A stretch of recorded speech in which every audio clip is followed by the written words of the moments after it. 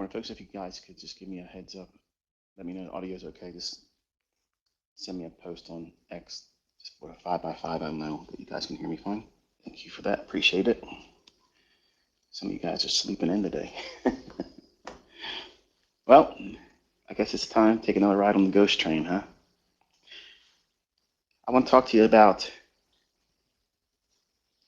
things, people, circumstances that influence us and how that might be detrimental to you as a trader, developing trader, a person in general, a parent, a loved one, a spouse, a significant other. All these things tie together. And I have a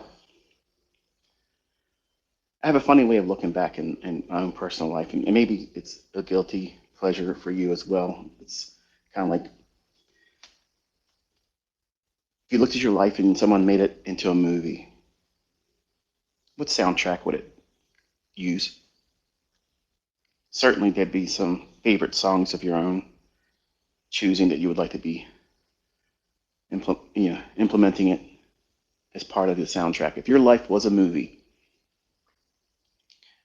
maybe it'd be a sampling of some old classics, maybe some rock, maybe some jazz, maybe hip hop, maybe rap, heavy metal, grunge. If you were to ask me the same question, when my life began as inner circle trader, it was one with a lot of anxiety, a lot of hopes and dreams, but deep down inside, underneath the skin, I wasn't sure I was going to be able to do it. Leaving a broken relationship, which we won't touch anymore because I've done it enough. But I felt like I had something to prove. But I was in my feels when I started learning how to trade. I was really in my emotions. And if you were to ask me, what would my soundtrack be? Because while I was 20 by age, and they like to say the coming of age or coming of where you move from adolescence to adulthood might happen a little bit younger than 20. I really started living when I was 20. It was scary for me. I was at the most alone I've ever been, with the height of the majority of my friends were at the same time. You ever had that feeling? Where you know you have lots of friends. You have lots of friends that you've known forever, back to kindergarten, pre-K.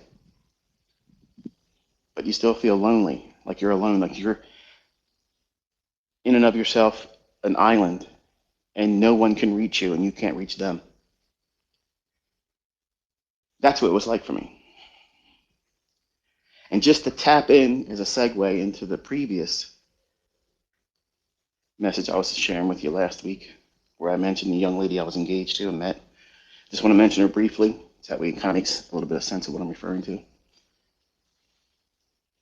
Right before I met her, if you were to ask me, what's your favorite band? What's your favorite musician? What's your favorite songs? And over the years, you guys can see I have a very diverse palette for music. I like everything. I've always been a fan of music. It taps into the raw emotions of what you're going through right now and what you aspire to be and what you're afraid it's might come. And you're hoping that you can navigate around it.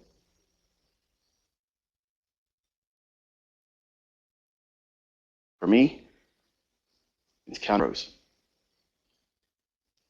If there was one album that I could play for the rest of my life every single day and never get tired of it, it's August and Everything After. That would be my soundtrack. Every song in that order.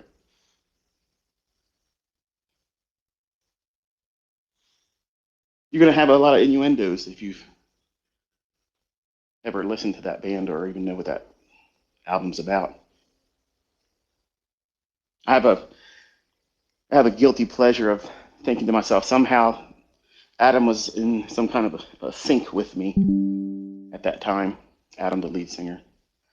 when he composed all those songs, because if there was any album, any song, any songwriter that ever tapped into how I was feeling and what I was going through, that man did it. Every lyric in every one of those songs means something to me. I have a memory attached to every single one of them. And when I met Shannon,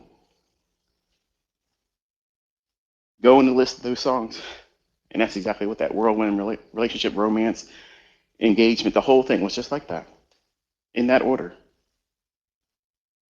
And I felt like the Rain King when I was around her. I felt like I deserved a little more. I deserved to be in the service of the Queen. And I made it rain every week for her. And she was a critical facet to me healing.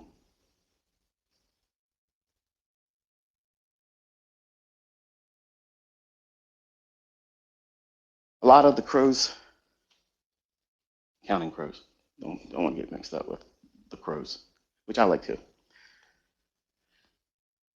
A lot of those songs were inspirational to me doing well as a trader. And when I would study, when I would look at charts, when I was doing the actual charting, like drawing the open, high, low, and close on my price charts, that CD would be playing on repeat. Just sometimes I would randomize the play, shuffle it, but that was the CD that played.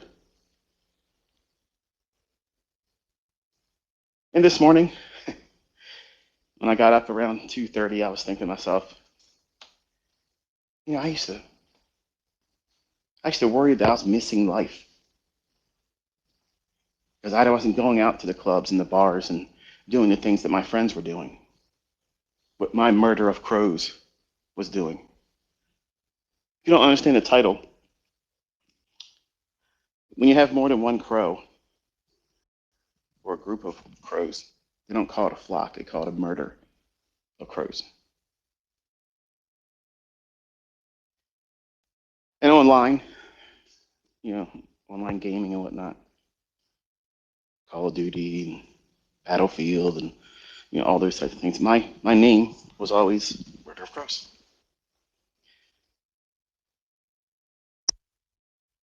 So that had a huge impact on me. And if there was a montage and my life was a movie, there would be Counting Crows songs playing. And there I am, bent over the charts, drawing the open, high, low, and close, sweat on my brow, worrying about the outcome. Silly, I know. But that's the kind of stuff you have to do. You have to romanticize yourself and what you're going through to get through it. Men can really resonate with that. They may not be admitting it in the presence of other people, but deep down underneath the skin, they know what I just said is true for them too. And with Shannon, I had the opportunity to be free. I let that bird underneath my skin that was nesting come out and spread its wings. And I shared the things that I would draw and write and my passions and where my direction in life was really aiming for. And I felt like she was going to be a part of it. So therefore, it was like rocket fuel. So I had a very encouraging member of my murder of crows in her. But the rest of the murder were not so. And because it was so good being around her, it blinded me to the negative, toxic relationships I had in others around me who I loved. Genuinely, brotherly love. And some of them stabbed me in the back. And I thought about that this morning when I woke up. I was sitting in our morning room, looking at the glowing lights of the deer's eyeballs as they look over the cars that pass through. I'm thinking to myself, years ago, all my friends were hopefully trying to make it home about this time from the bars and the clubs. And I was up reading, studying, looking at lines on a graph and praying that these things are going to lead me to a lifestyle that I wouldn't regret not doing those things with them.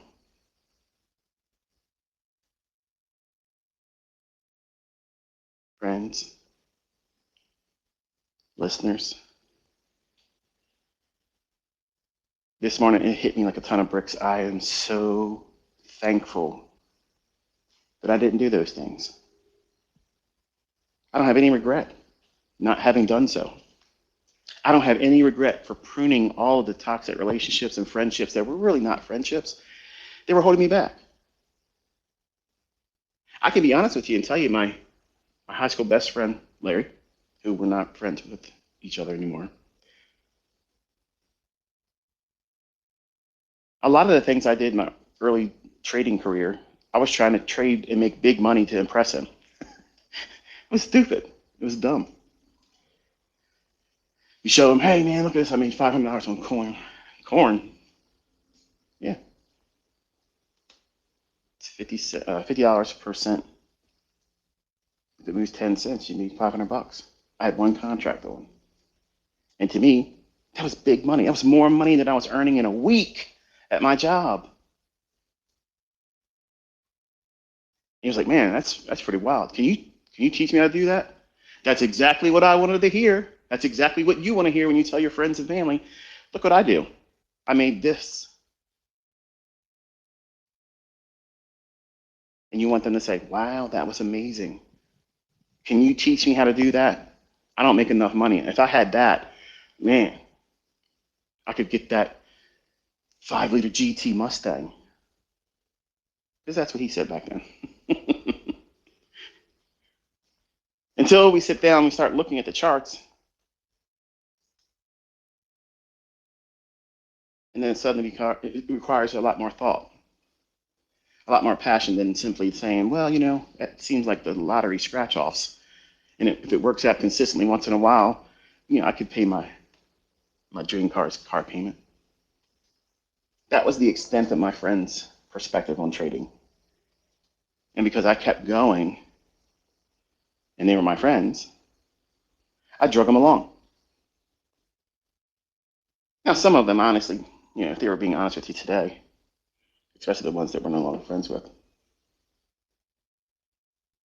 if you ask them, you know, what's your opinion of Michael back then?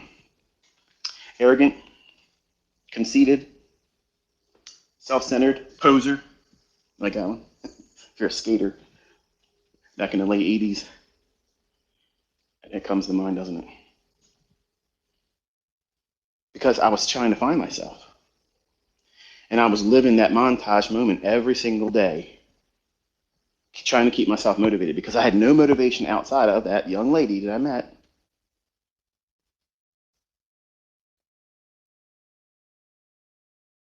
So I started taking some inventory in friends and people that hung around me when I started doing really well.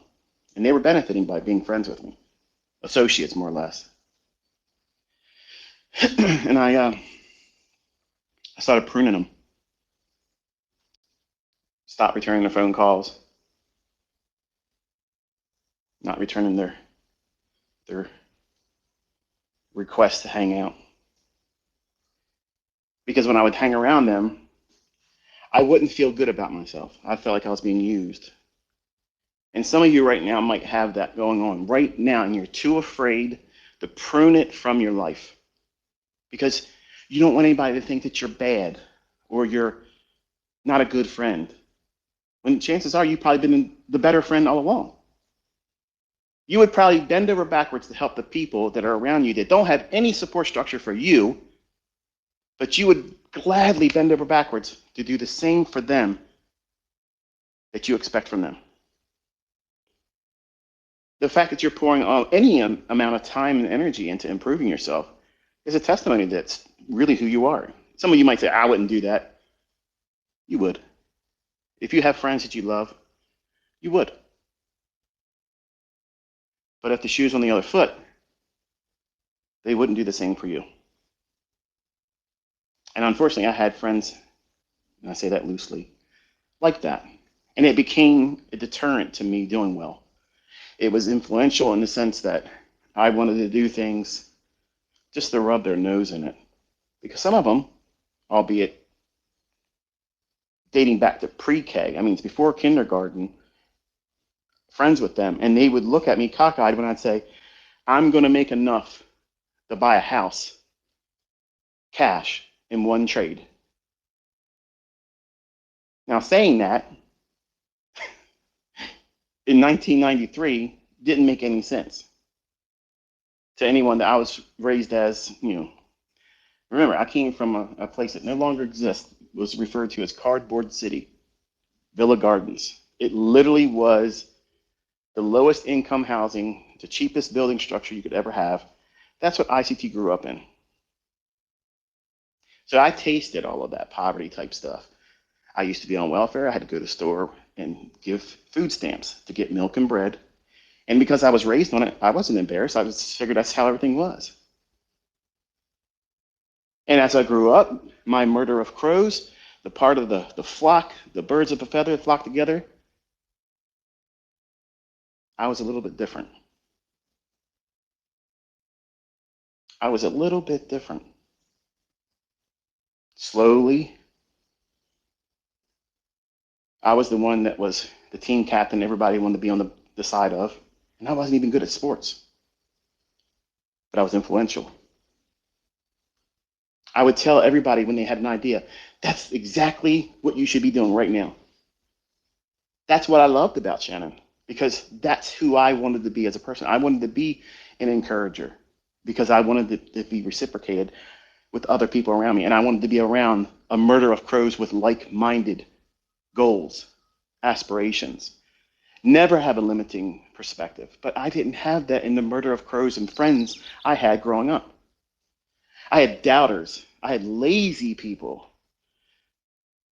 underachievers, dropouts from school, weed heads. And sad to say, a lot of them aren't even living anymore. Those that are have been married several different times, broken homes, in and out of jail several times. And you probably can relate. You know some people like that when you grew up with them. Now, not all of them are like that, mind you, but the majority of them are. And then ones that didn't do very well in life, they were the ones that doubted me most. And right now, you are in that August and everything after moment in your career. You're just now learning. You're just now tapping into, wow, this is an opportunity for me. I've never thought about doing this before. And you have other people around you that are basically your murder of crows. Like the expression is, birds of a feather flock together. And I didn't flock with them. They flocked with me. And as I gained more in financial stability, I could afford more things. My generosity allowed them to have the things that I was doing. When we went to the movies, I paid for everybody. Everything, drinks, popcorn, snacks, whatever. And after that, we went bowling, shooting pool, whatever we did, I paid for it. Now, in today's terms, it wasn't that much money. But back then, I was money bags. I was Rockefeller. And eventually I got to the point where I wanted to do that stuff because it made me feel better than them, because they made me feel less than I really was. And that's how a toxic relationship is balanced. Instead of letting go, you stay attached to it. And that has a detrimental effect on you as a trader, because you're going to be thinking about external things as reasons to do something.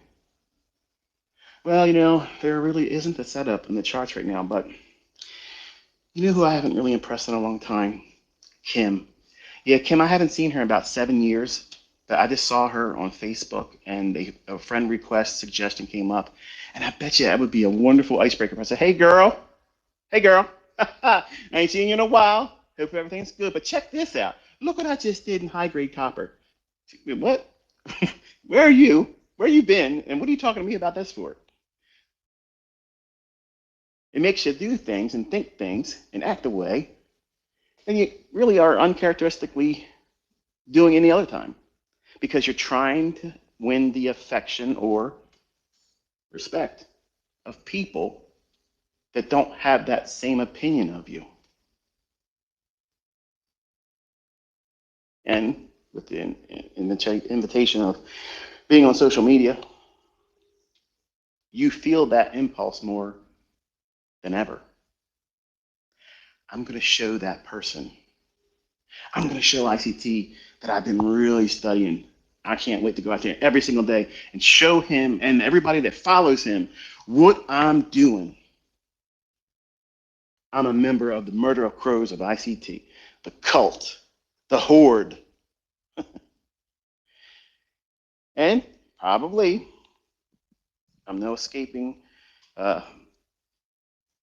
this label, I could be very well be influencing you, not directly, but indirectly, because you feel the need that you have to live up to some expectation that I didn't place on you.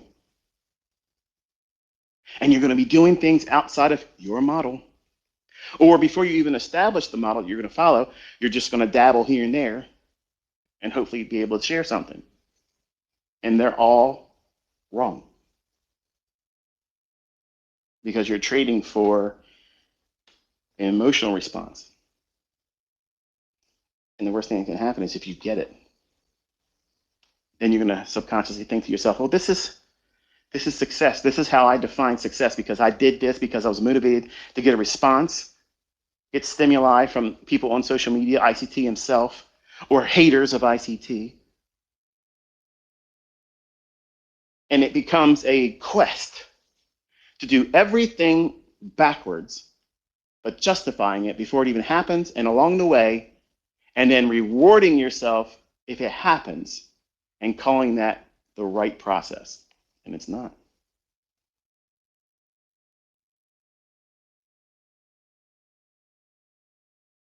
Who's in your murder of crows? Who among your friends and family that you've been tight with up until this very moment, who are the ones that you really wish you had the courage to say, I just don't want to be around them anymore, and I'm going to politely excuse myself from their presence? You know who they are. It might be one. For others, it might be many. But I can tell you, if you're a young man, this is something you want to really put some thought into. Because when you hang around certain people, again, like the expression says, birds of a feather, it means they're all there on a common idea. They flock together. I like ICT concepts, but I don't like ICT. Well, there's a faction of people out there like that. There's a faction out there that are like maniacs, like everything. They want to know what my kitchen drawers look like and how my utilities and my house arranged and what's my circuit board and my everything for my house and what kind of interior do my cars have and what kind of underwear do I wear? And I'm not making things up. These are actual questions I get. Like, that's fanatic. That's unhealthy. Now, I get it. Don't get me wrong. In 1995, I thought to myself, I wonder what Larry Williams' house looks like inside. I wonder, does he have like common furniture like everybody else would go and get? Or does he have elaborate sculptures and things like that? Yeah, I guess in a way, it's human nature to think that kind of stuff. But we can take it to an extreme.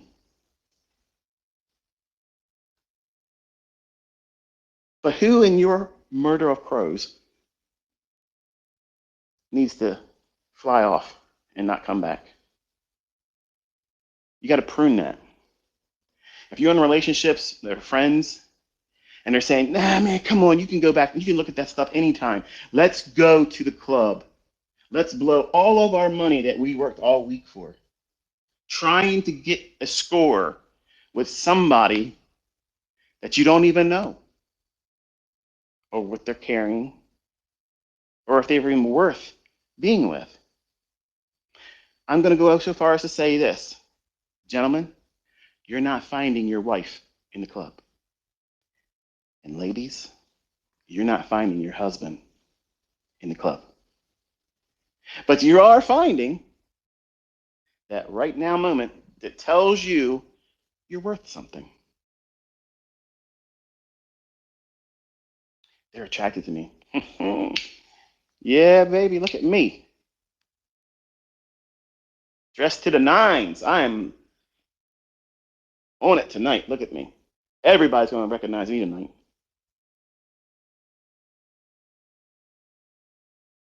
But when you're trying to become a trader, you got to stop thinking like that entirely. You got to put walls up. You got to guard your mind. You got to keep outward stimuli away from you. Only letting in the good. You got to filter constantly, especially today. I don't think personally. No, I know, absolutely. Now, I'm going to be completely honest with you. I don't think I would have been able to be who I am today if social media as it is today was like it is in 1992. Now, mind you, we had America Online. We had message boards. But sometimes you had to wait a whole day before somebody responded because everybody was in everybody else's message board. But right now, everyone has the power of the tongue by pressing some keys. And they can flatter you and tell you, you are amazing. Look at you. I want to be what you are right now. I wish I could obtain what you have. I wish I could trade just like you. I wish I could trade as long as you hold your trades. I wish I could get in and get out like you. Your precision is unrivaled. And that same person that can have such a glowing comment about one person can turn around and tear the other person's throat out by saying, you are worthless scum. And I can tell you honestly, I'm like Teflon now. There ain't a person out there that can say anything to me and I'm going to get upset about it. Because I've arrived. I've been here for a long time. And it's a sport for me. But I could never have done that in 1992, 93, and 94. I would have been destroyed by the least of my trolls today then. That's how fragile I was. I was frail, easily destroyed. I had no confidence. I had passion, I had drive. But my own friends, my murder of crows did not have any support structure for me. Think about who your murder of crows is on social media. Who do you hang around with? What influencers do you support? How do you behave around the other ones that is part of your clique, your flock, your murder of crows? Chances are, if you're honest, you probably think to yourself, you know what, I probably should have never said what I said, but I was just trying to get a rise out of one of my friends who said something about this person, and then they said it because you want to jump in and be a part of it too. Because, hey, the flock's got to stick together, right? Birds of a feather.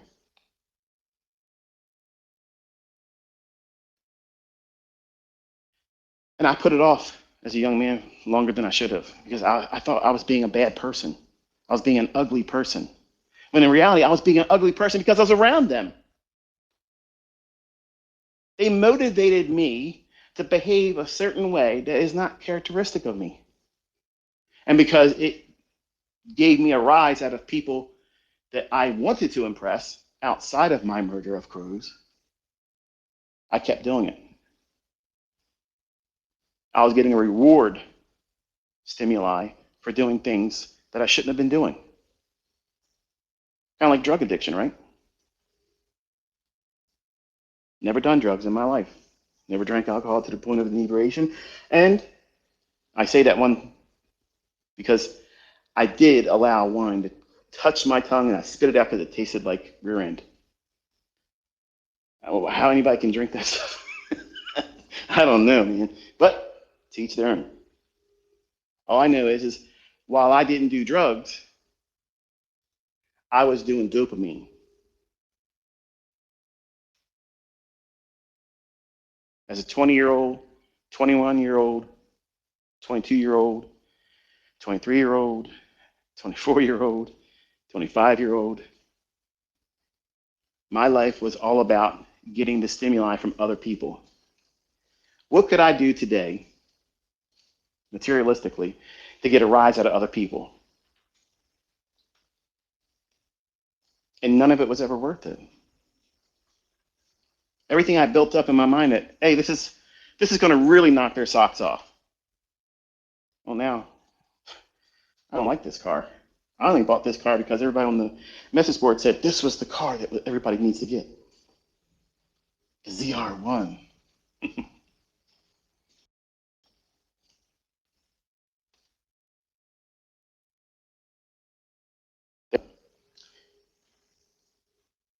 Nursery rhyme titled Counting Crows. And it says, one for sorrow. That's the first step in your development as a trader. You're sorrowful. You're not happy where you're at in life. You know you deserve more.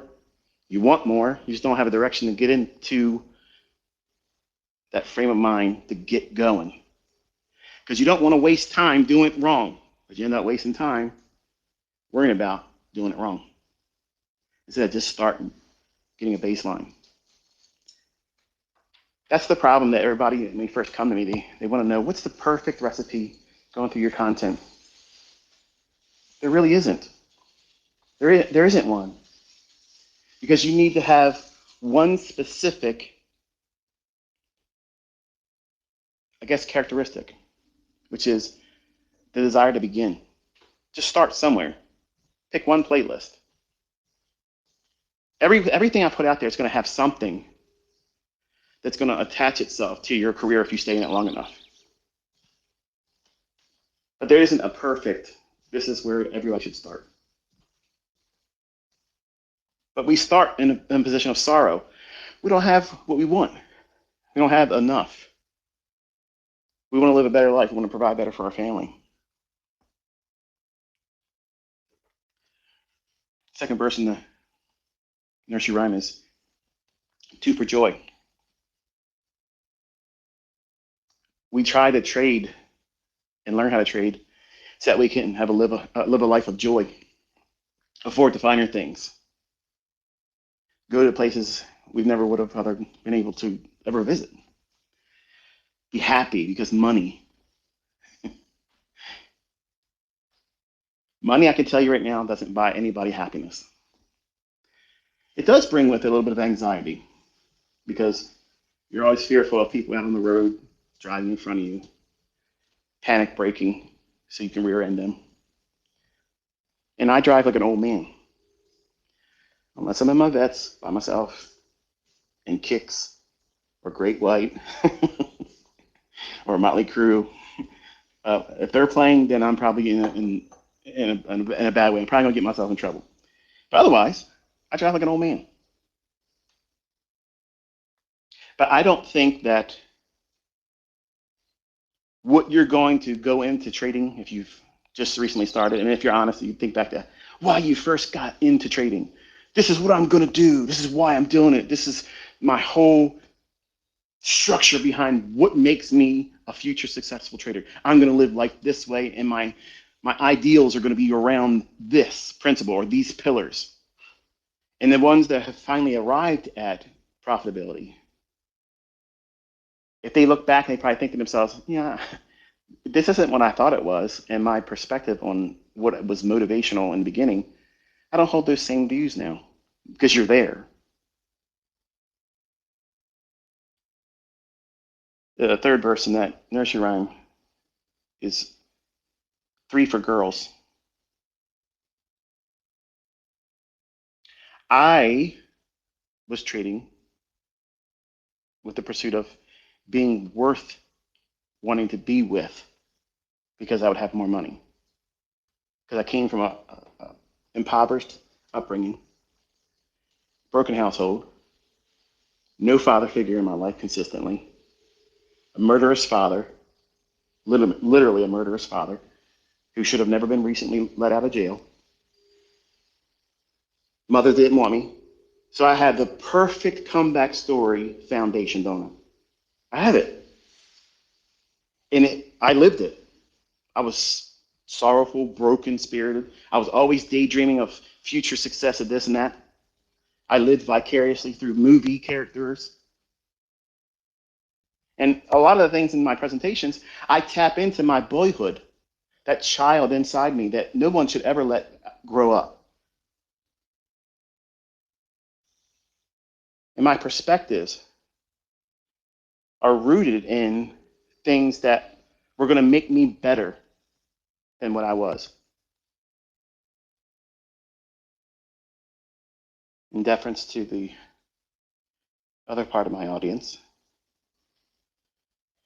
the fourth verse is four for boys. So we're counting crows.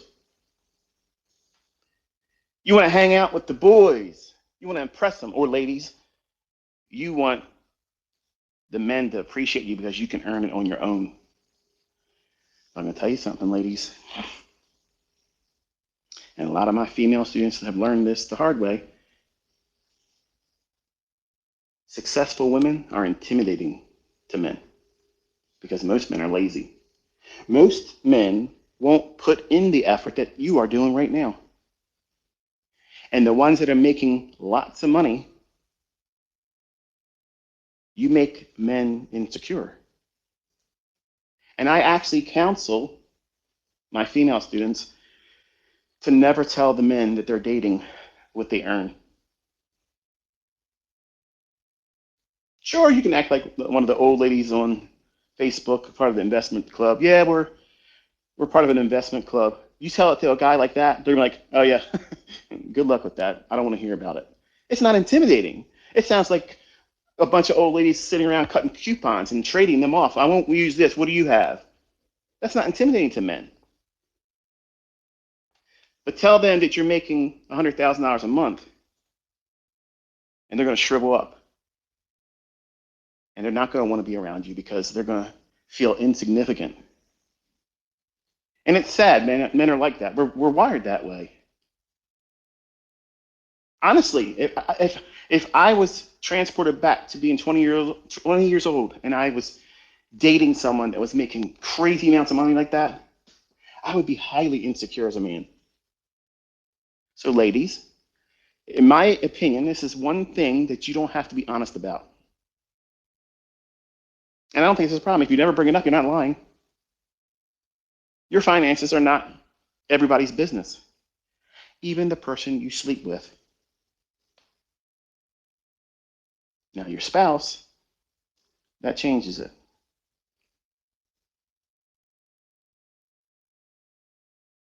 But all of these factors, as we count through these crows, they're all influential.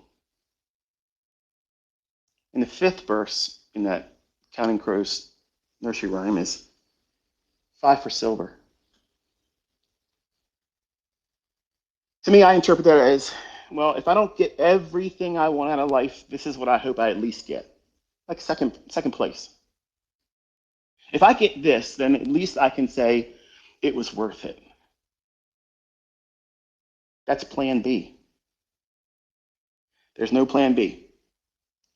If you go in thinking to yourself, well, this is the consolation prize, this is the participation award for me at least trying, you have already limited your perspective, and your efforts are right now defined by this is all you're willing to accept. So are you really aiming for above and beyond that? No. Because you've already fortified an acceptance of, well, this will be good enough. Sure, I didn't make enough to quit my job. Sure.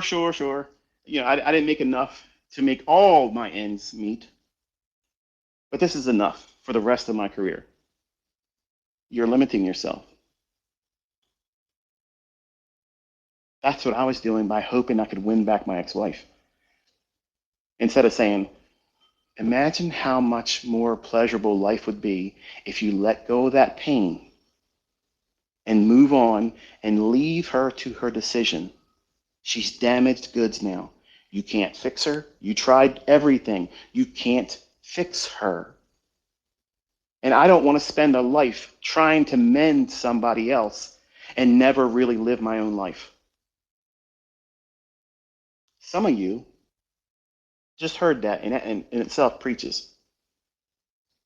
You're trying to hold somebody together, and you're not even living your own life. You're trying to hold a broken relationship together, and it's not meant to stay together. You're being shown the exit ramp, but you're saying, no, I'm a failure if I leave it. They'll be right in all the things they said about me if I leave this toxic relationship. Both sides, folks. Young men, young women, maybe even older folks. The 6 verses, 6 for gold. That's what you're aiming for. First place. Silver second. Nobody wants second. You always have the same view when you're second place. You get to see the backside of the guy in front. When I started trading, I didn't want to see the backside of anybody else. I immediately set my sights on who's the biggest one right now. That was Mr. Williams. And I signed it in my heart that I'm going to be the one that takes that away. And you will see it. I wanted to have a home, freedom, money, disposable money, silly money. And I wanted to never worry about price tags. I wanted to go wherever I wanted to go at the drop of a hat, just like that. That was my goal. And I didn't want just one home. And I didn't want just one car. Because I grew up impoverished. You can tell, honestly, you can tell when people get money, how do they behave? What do they start buying? They fill in those gaps and those holes in their heart where they were hurt, where they were embarrassed. For me, I didn't have a car when all my friends growing up, they all had cars. I was the last guy. I was basically the scrub that TLC talks about in their song. I don't want no scrub. Hanging at the passenger side of their best friend's ride, trying to holler at me. That was me. And some of you think I'm the fly guy. Man, ICT must have been this. I was the last one in my murder of crows to get a car. That's who you're listening to. The guy that can tell you every single candlestick where it's going to go next and where to find the next million.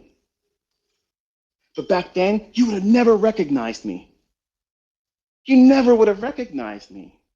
But underneath the skin, I had a bird nesting. And it was ready to spread its wings.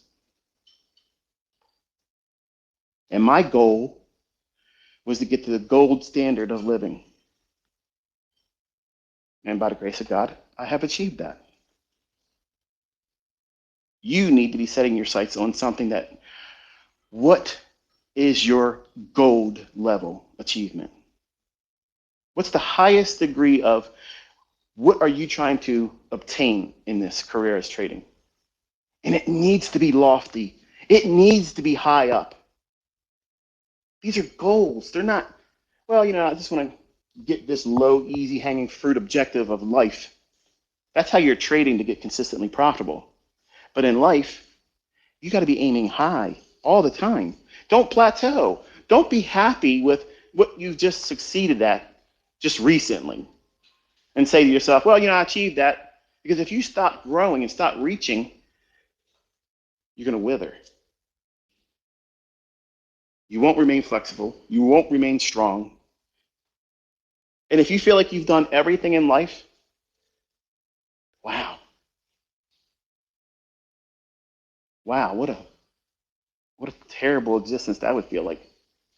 Where's the purpose in life then?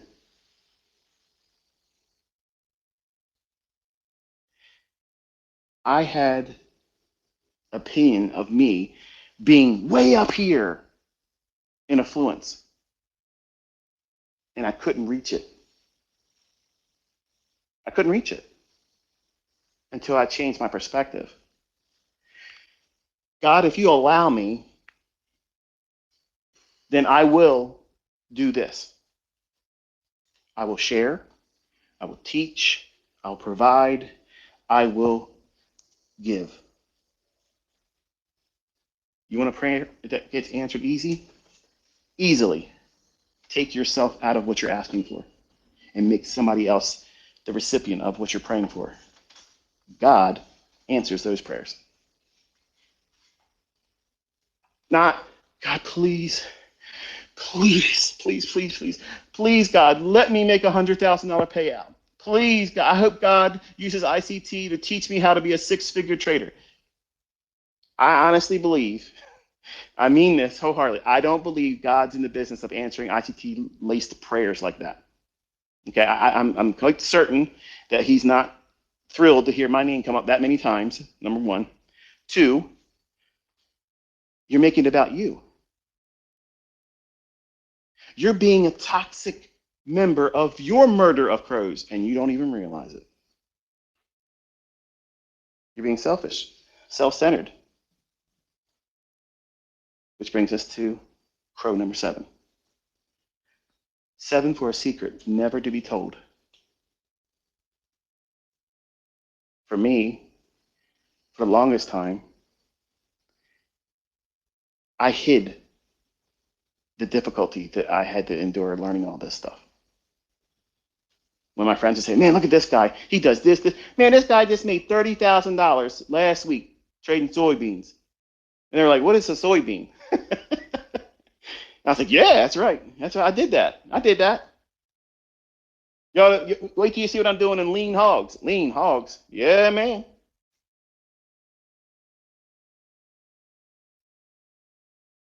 I never admitted to my friends. They never heard me ever one time talk about the anxiety attacks. They never heard me talk about those sleepless nights of me literally crying tears why I was so frustrated where I couldn't get to a plateau beyond where I was stuck at. I never admitted those things because I felt back then as a 20-year-old, if I did, I would give them the blade while I laid my head on it. And some of them would have done it just because misery loves company. They would love nothing more to have been able to say, you know what? I'm jealous of you, Michael. I'm jealous of whoever you are, put your name in it. That's what most of your family members and friends really think of you. Look how toxic and ugly people are on social media. These people would never say half the thing, 1/10 of the things they say to other people online if they were standing right in front of them. I know absolutely 100% of everybody's ever said anything about me would never do that if I was standing in front of them. I'm a God-fearing man, but I would choke slam them right there, just like that. Put my boot right on their neck and ask them, do you really want me to let you up? Because that's how it really would go down.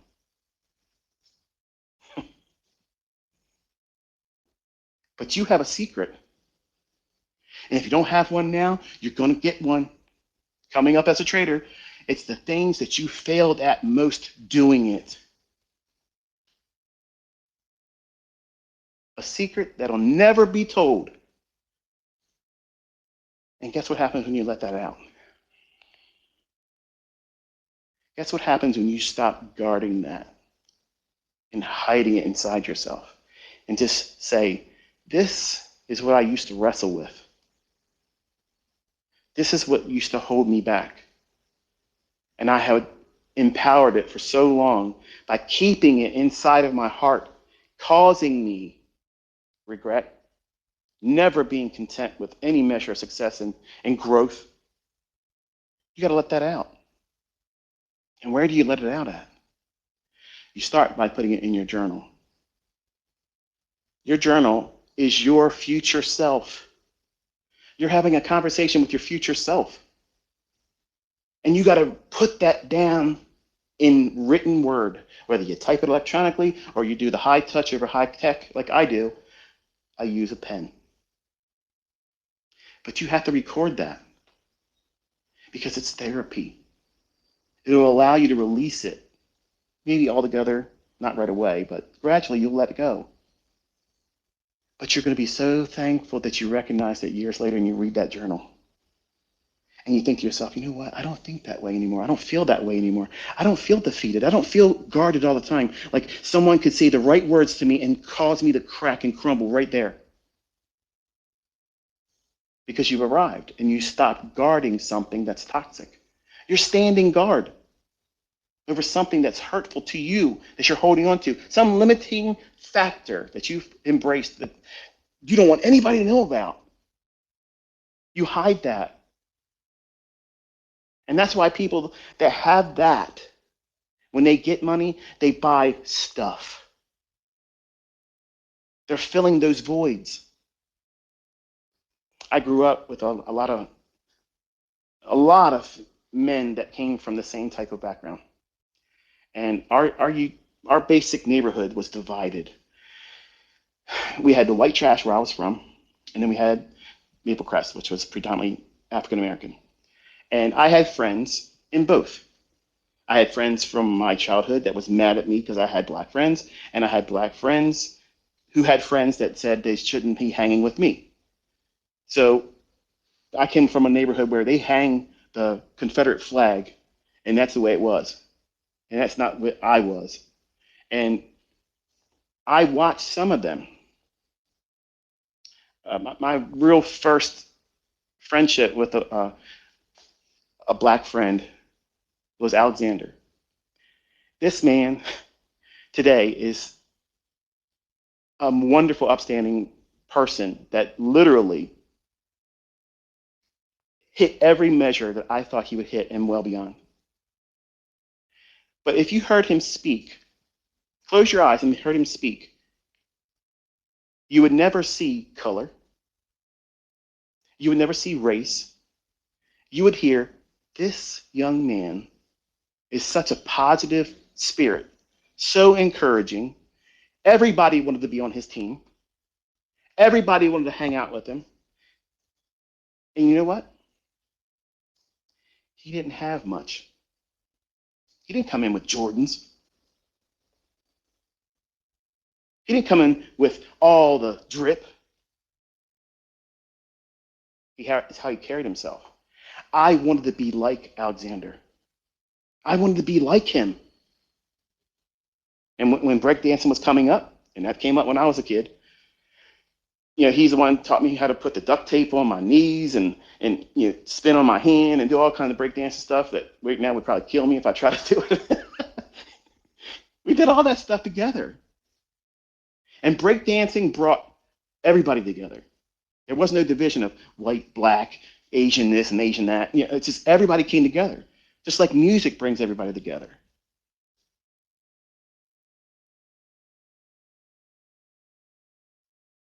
But I watched him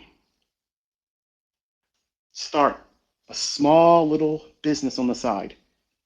On the weekend, he didn't play sports and go into a travel team like that.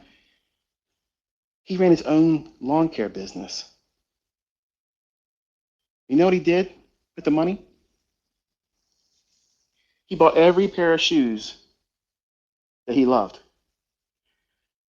This guy had a room full of shoes, just shoes.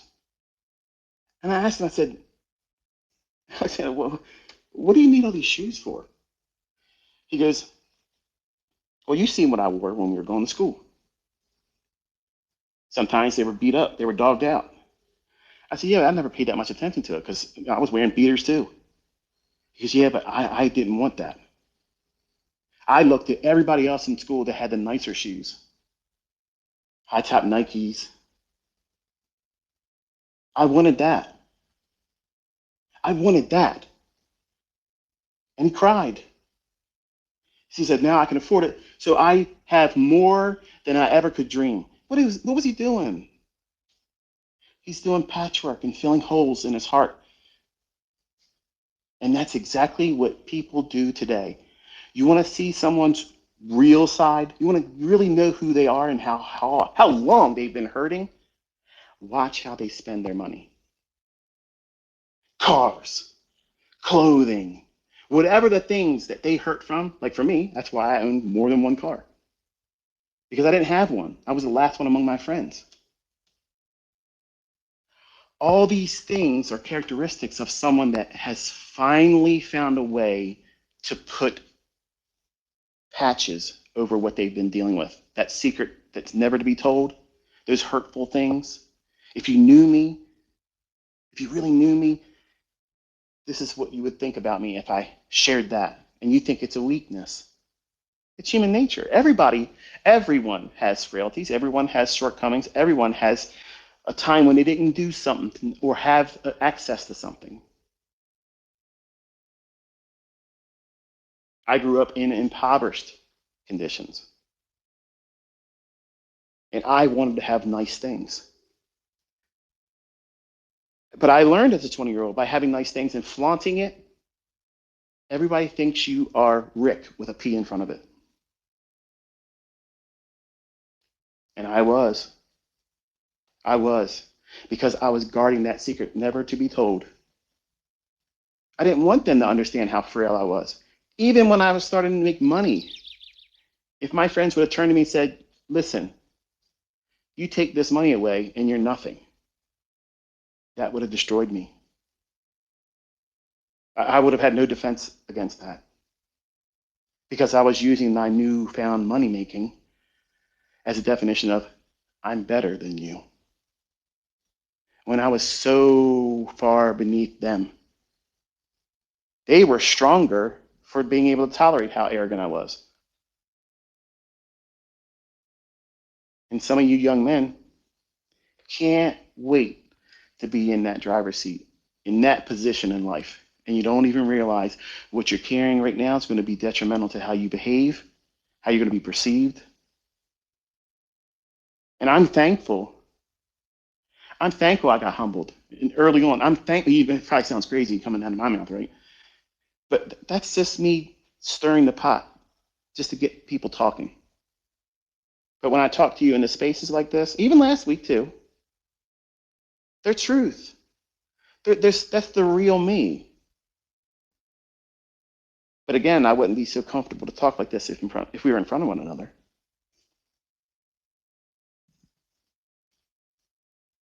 Because I still carry those things, those memories, those driving, decision-making thoughts, intrusive thoughts. All of that has a lasting impression on people. They cut deep, and those wounds don't entirely heal. And the way I keep myself humble is I share them. I share those things with you. Because, number one, you need to remember that I am human. I have frailties just like you. I put my pants on the same way you do. And it hasn't always been easy. When I do things and I teach something, I show something, and I execute in front of you, that seems easy now, but it was not easy all the time. And there was many a nights where I believed that I was never going to be able to do what I could have never been told that I could do what I can do today back then. Even at the height of my anxiety, conquering power of I'm able to do everything now, where nothing can go wrong now. I felt like I knew everything back then. What I have right now, I didn't even dream was possible back then. And I'm thankful. I'm thankful God humbled me in my 20s. He did it the right way. When back then I was praying that he would change the way he was doing it. And please just let me be successful.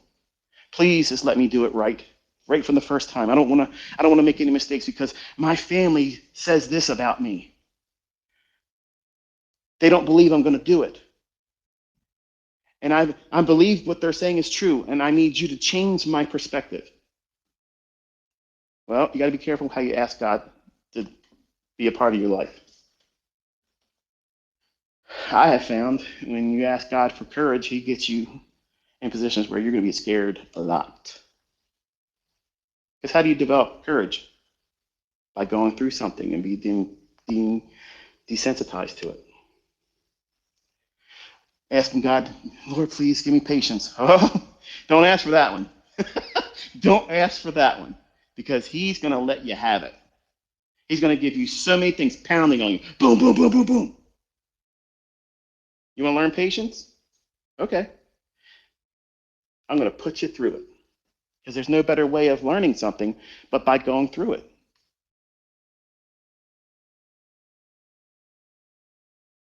Ask God to give you the vision to see good.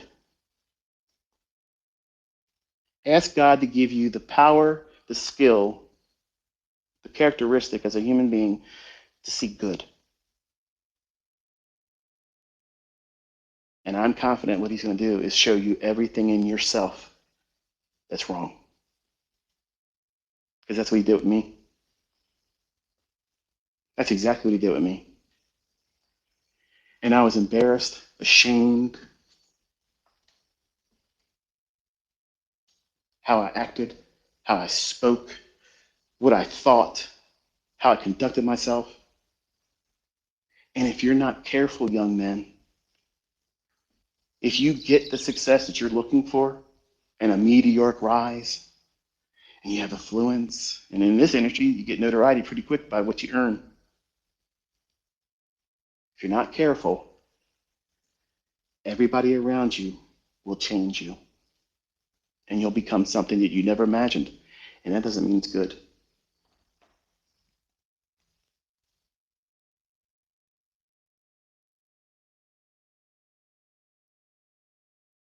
My mid-20s, not too long after separating from the young lady I was giving attention to this week and last week, I stopped thinking about being part of a murder of crows, and I wanted to be a murder of one. That means I wasn't trying to be a bird of a feather who flocks together. I wanted to be an eagle.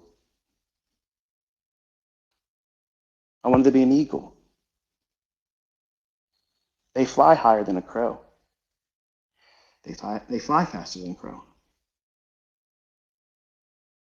And while crows are very, very adept to being intelligent, if you ever studied a crow's intelligence and problem solving skills, it's a fascinating thing. I love crows. I've always been fascinated with crows. Growing up in Maryland, everybody grows corn around here. And you see them all the time. They come outside your door, waking you up, crowing all the time. But I loved it. I love them. But I changed my perspective to like an eagle. And here's some funny facts about eagles. Did you know that an eagle can see a quarter, a 25-cent piece in American currency? If you flip it up in the air at one end of a football field and let it fall down, have an eagle at the other end of the football field, it can see that quarter. It has telescopic vision. Did you know that? That's amazing, isn't it? But they say there's no creator. Did you know that an eagle, when it finds a mate, the female eagle will get a twig, like a small branch. It'll fly up really, really, really high. It'll circle around and wait for the male eagle to go up to where it is. And it'll basically wait for the male eagle to grab the twig that's in the claws of the female. And then it stops flapping its wings and starts free falling. And it judges the male eagle on his ability to hold on to that twig until it gets so close to the ground before it lets go. The male eagles that let go too quickly for the female, well, that's her proof that he's not the one for me. I'm not going to make babies and eaglets with this one. They're not committed enough. Now, why would an eagle do this ritual? Because in the nest, once the female eagle gives birth, if that small eaglet falls out of the nest, that female eagle has expectations on the male. You better go down there and fly and catch it before it hits the ground. And if it's going to give up before it should, that's not the right father. So she has high expectations. That's exactly what I saw in Shannon. She had high expectations, and I wanted to live up to that. See, she changed me. She was a dividing factor in my life and who I was becoming.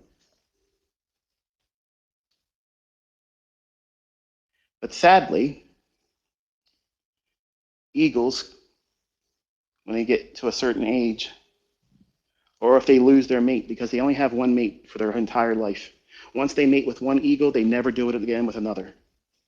They don't romp around and find, oh, all I got to do is find someone with a twig, hang out with them a little while, show them, a carnival ride. Now get me another one. That's not what they do. They only have one mate for one lifetime. That's it. That's principally oriented living, isn't it? Oh, Michael, you're talking about a bird. What's this got to do with anything? It has everything to do with how we should look at things. But when they lose their mate, they stop flying. And when they stop flying, they start walking on their claws, which they're not designed to do. And they stop using their beak, and their feathers don't hold up because they're not flying. And they go through a period called molting. And they start getting this calcium buildup on their beak, and their claws and their feet start deforming, and their feathers start to fall out. And most times when an eagle gets in that situation, they're either easily taken by a predator or they just die because they can't hunt anymore. And at that point, the eagle has to make a choice: accept its demise, or it has to do something that's very, very painful. It needs to beat its beak against a hard surface like a rock to beat the calcium off of it. It needs to start trying to fly again. And sometimes an eagle like that, other eagles that are still flying above, they notice it. And they go down and they encourage them. It's beautiful. There's documentaries out there that show it. It's a wonderful testimony of encouragement. And they fly over top of them and they drop fish to them so they can eat until they get their strength built up. They're not like hyenas who would cannibalize and just say, well, you're weak. We're just going to take you out. Eagle thinks differently. I'm not surprised why the Lord didn't use, that he used an eagle. We shall mount up like eagles. Why didn't he say crow or ostrich or buzzard? Because eagles are majestic. Eagles, the insignia of the Gospel of John.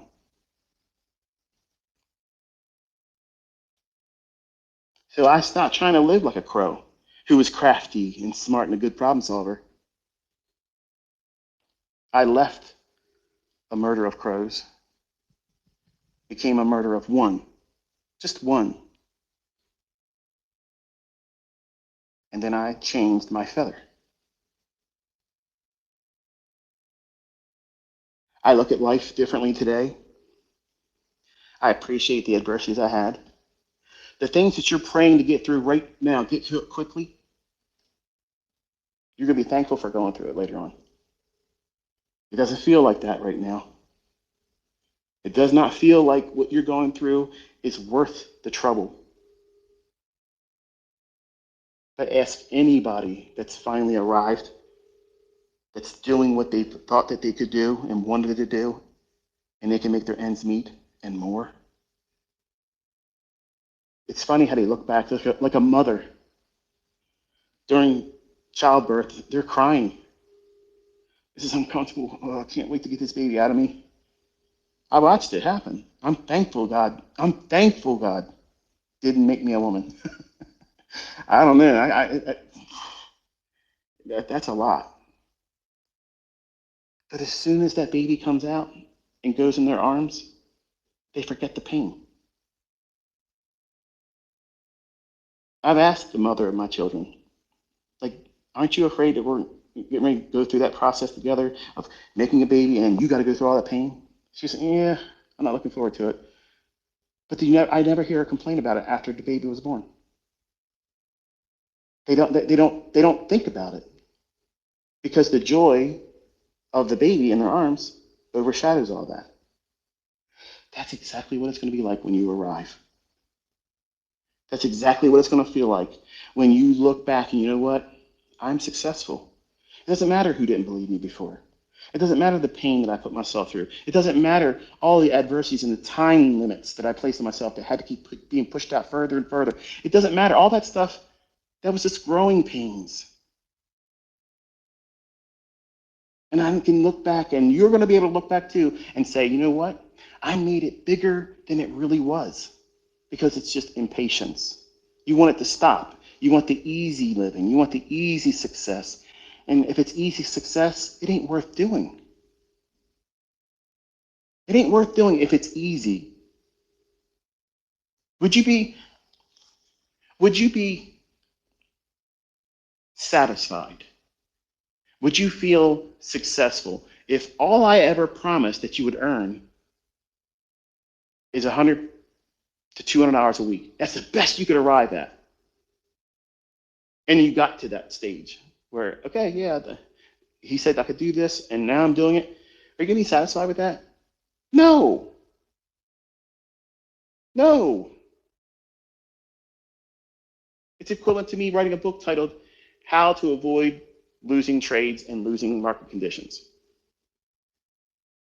Would you buy a book like that if it was sitting next to a book that said, all of my best models? I know what book you're going to buy, but you can't judge a book by its cover.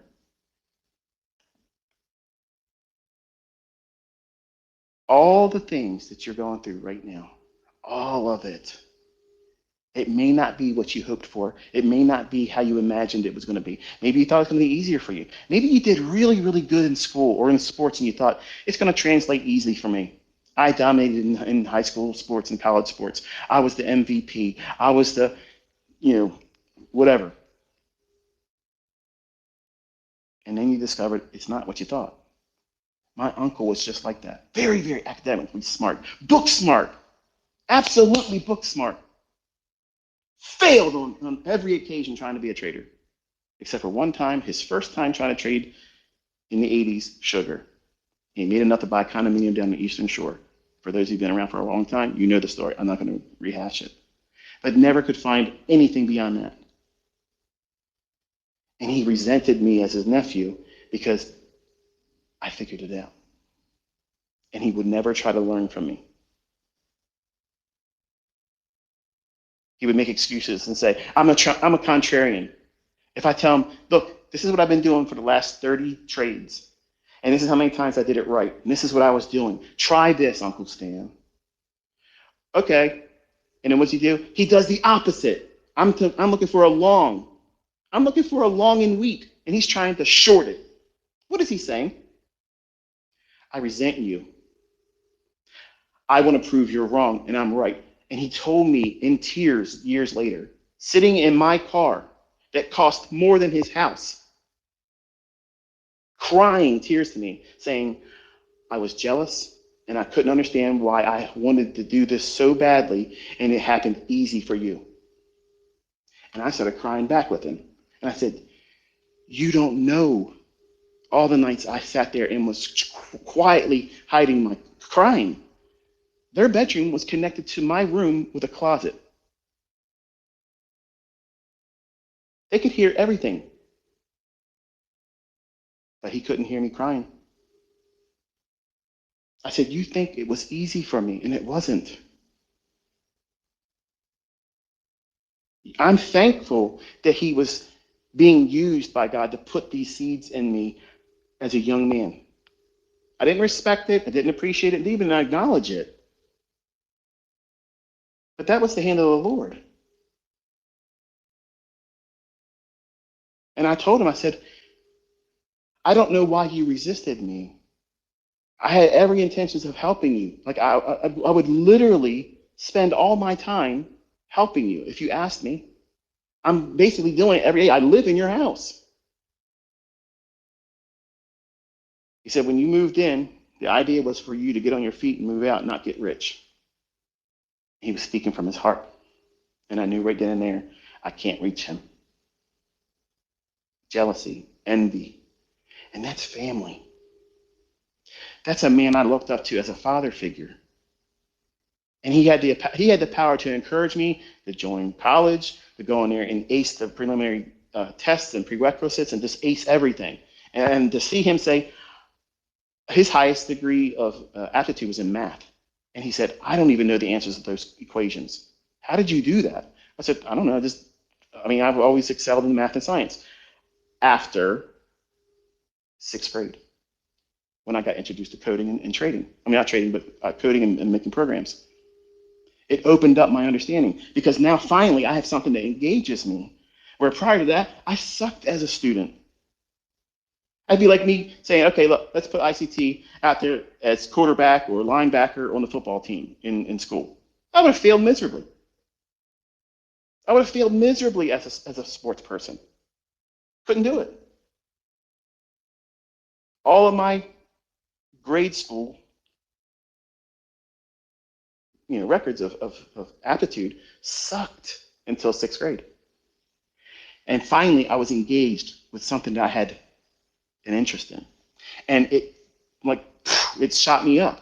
It shot me up beyond the average student. And it changed my perspective and pursuits in life. And I could look back and see that transition period.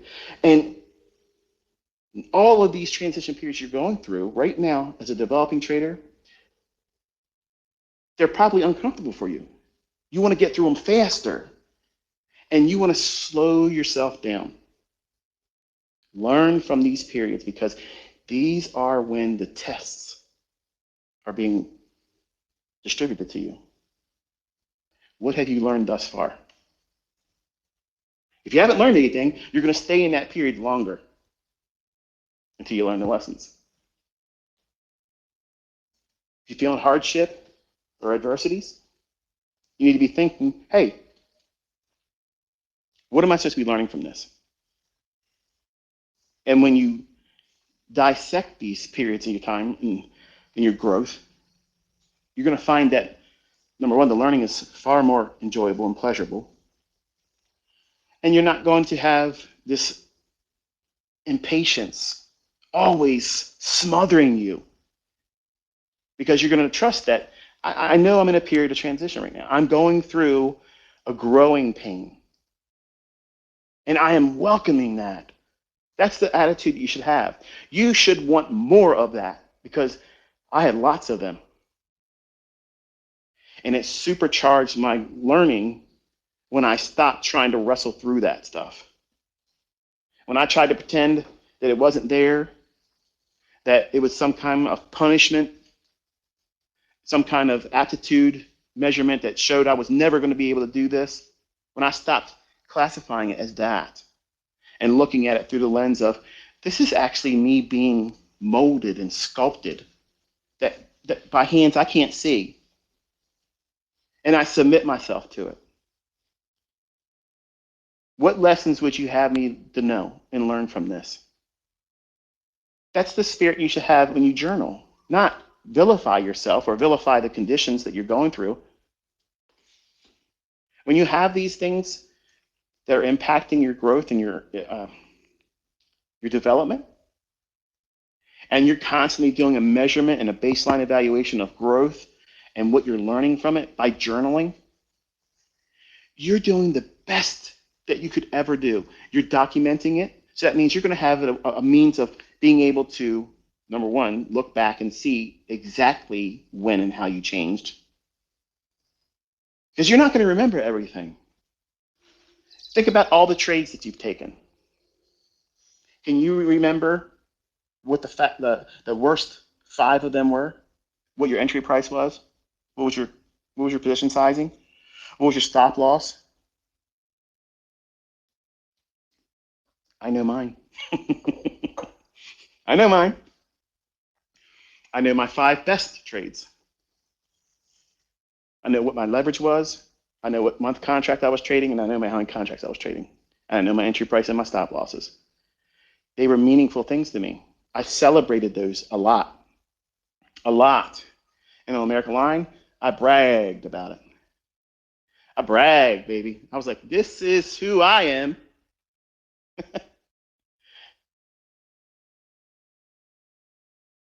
You have to know yourself like that. You got to know every detail. Don't hide away or shy away from, well, this is probably, going to be uncomfortable if someone else knew about this. No. You know what's more encouraging to me? You know what's more interesting to me? Listening to what people went through. What they went through to get to where they are today. Because we all look at the end result, like, wow, look at the crown champion. The person that has arrived, that's made this much money, has traded this long without a losing trade, who has won this competition. We see those things like that and like, wow, man, that's amazing. And you want to aspire to be like that or better.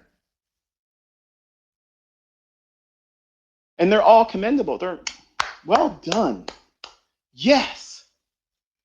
But as a mature person who has tasted success and has lived it, to me, the more interesting thing is what they went through. How did they handle that? How did they handle the tug of wars of back and forth?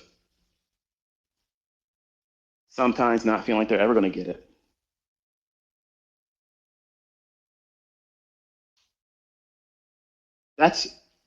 That to me is more inspiring.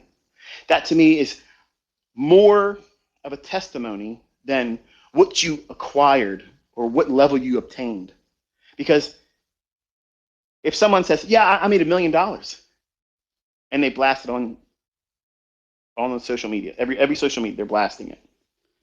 Wow, that's $1 million. And we all think to ourselves, man, if I could just have $1 million like that, I would be successful, I would be happy, I would be content. But what happens if the person comes out and says, well, I've been trying to do this for 20 years, and I've lost $250,000 trying all this time. And this is my first measure of success. Now, right away, there's going to be a lot of people come out and say, oh, this guy's a joker. See, he's a fraud. He's a clown. He can't really do it. It took him this long. And these are people that don't even have a winning trade ever. Never even have a live account and can't pass these prop firm challenges, but they're the ones that are opinionated. And I would love to see the backstory of what they went through, because that's what it's going to take for you. See, every book that's ever been written about trading should have a whole lot of the stuff I talk about. But I know the attention span of most of you is of a gnat. You don't have anything beyond a TikTok mentality. The older generation of my community has the capacity to think, and they can appreciate and go beyond the scope of a 5-minute video, because they care about themselves enough to know, I want to know more. If you're willing to share more, I'm ready for it and I'm ready to receive it. But the present generation, they've been beaten into stupidity thinking that 5-minute training is sufficient enough. It's not. It's not. It's a commercial. And think about how it is when you're watching your favorite program. You want to get through the commercials, right? You pay for YouTube Premium to get around the ads when you're watching my videos. Don't talk to me about how you think you figured it all out and you know this is the better way of doing it. This is optimal learning, ICT. Your archaic way of teaching, these long-winded things. These are all the conversations that you're going to want to have with yourself when you're going through it all. You don't see it. You don't recognize any of that yet. See, that's proof that the people that talk like that in my comments, they're never going to arrive. They're never going to arrive. They're too critical about good medicine, about good information. I could be stingy. When I was 20, I wanted to be. I was never going to share anything of my best stuff. Never. And that changed real quick when he said, "Is that really what you're going to do?" And I couldn't do anything right. My heavens were like brass. Every prayer denied, every trade denied. Loss, loss, loss, loss, loss. Until I changed my perspective. And it wasn't about me. I said, use me as an instrument and allow me to point right back to you. And if you give me this, I will do that.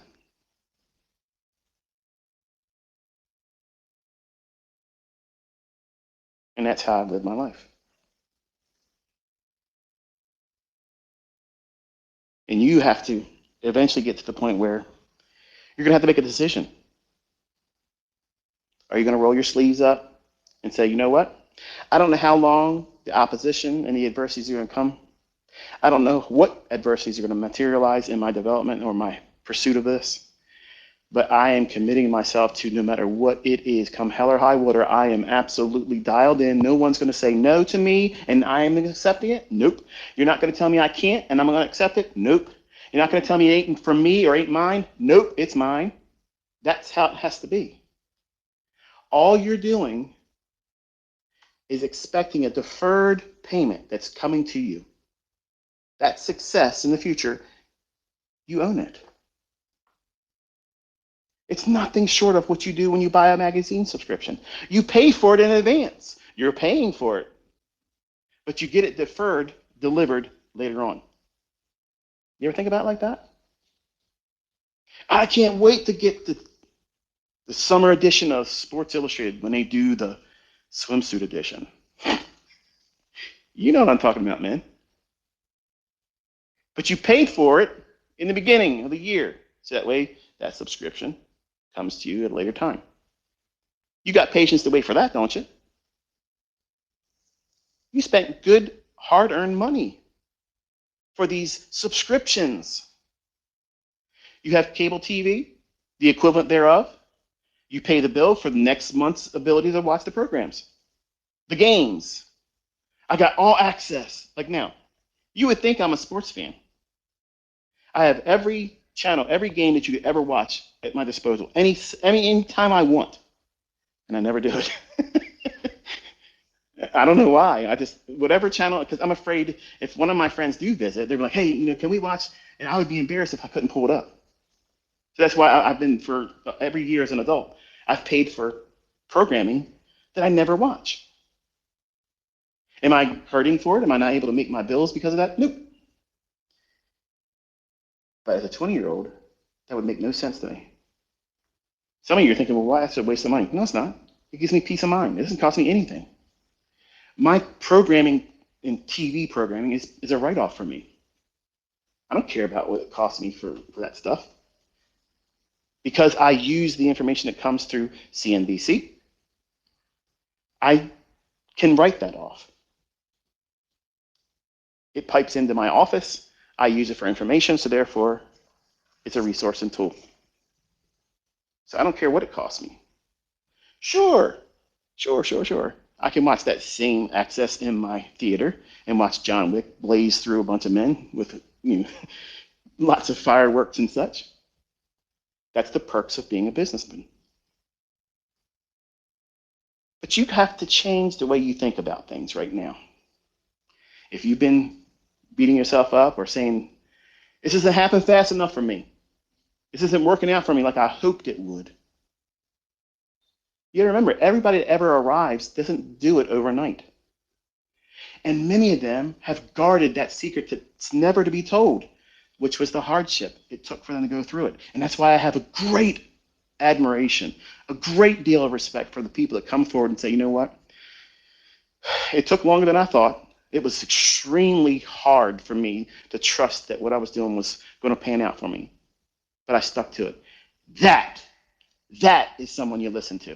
That is someone you subscribe to. That's someone that has a voice that's worth listening to. Because anybody that comes out there and says they're the best, and it was easy for them. It was nothing for me to do this. They are fabricated, they're liars, and they're probably mimicking someone else's successful. And I'm hoping that you and my audience could appreciate that it took you some real effort to get to it. That it was not easy, so that way when you do arrive, it feels really good. And that's not arrogance, that's not pride, it's accomplishment. The Lord says that you're more than an overcomer. Does that mean that you shouldn't feel good when you overcome something? No, it means that you should expect that you're going to overcome it. Pursue it, chase it down, take it by force. Don't sit back quietly reserving yourself to whatever happens, I'm just going to accept it the way it comes to me. Wrong.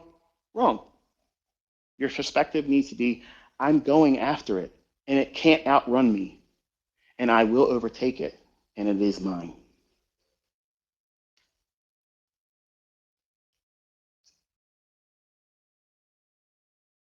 Maybe this doesn't do it for you today.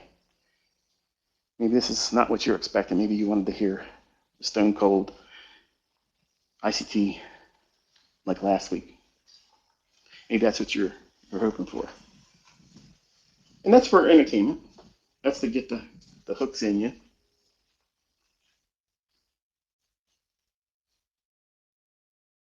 But once you hear, and I have your ear, this is how I talk to you. This is how I encourage you. Because this is what matters most. These are the lessons that are going to stick with you. Not the rants, not the raving, blue collar language, just to get you to pay attention to me, because sometimes you feel like we're not on the same wavelength. So when I talk to you in a common tongue, like I was raised around, oh, you're one of us, ICT. No. You're becoming one of me.